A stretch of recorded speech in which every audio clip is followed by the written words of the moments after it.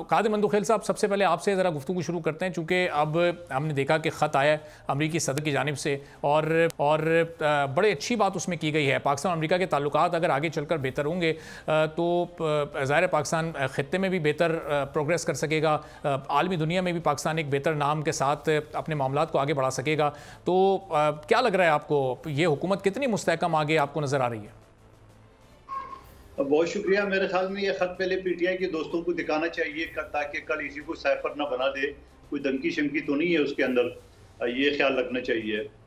दूसरी बात ये कि मेरे हिसाब से ये खत इस मौके पे भेजना सिर्फ इस बात की निशानदेही है कि ईरान पाकिस्तान गैस पाइपलाइन के ऊपर असरअंदाज होना। आपको याद होगा अमरीकी तर्जमा ने पिछले हफ्ते उसकी मुखालफत की थी और हमारे पास कोई चारा नहीं है क्योंकि पीपल्स पार्टी के दौर में ईरान की बॉर्डर तक वो मुकम्मल हो गया।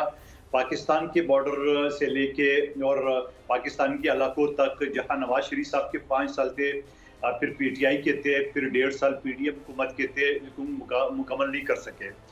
हमें अमेरिका को ये चीज़ बावर कराना चाहिए कि हमारे यहाँ गैस का बहरान है।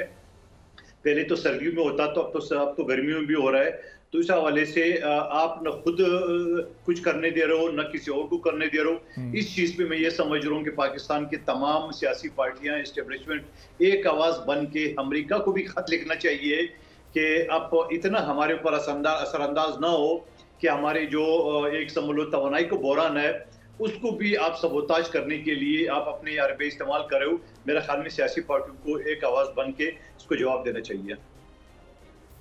ठीक है, सब्सक्राइब करें और बेल दबाएं ताकि कोई खबर रह न जाए।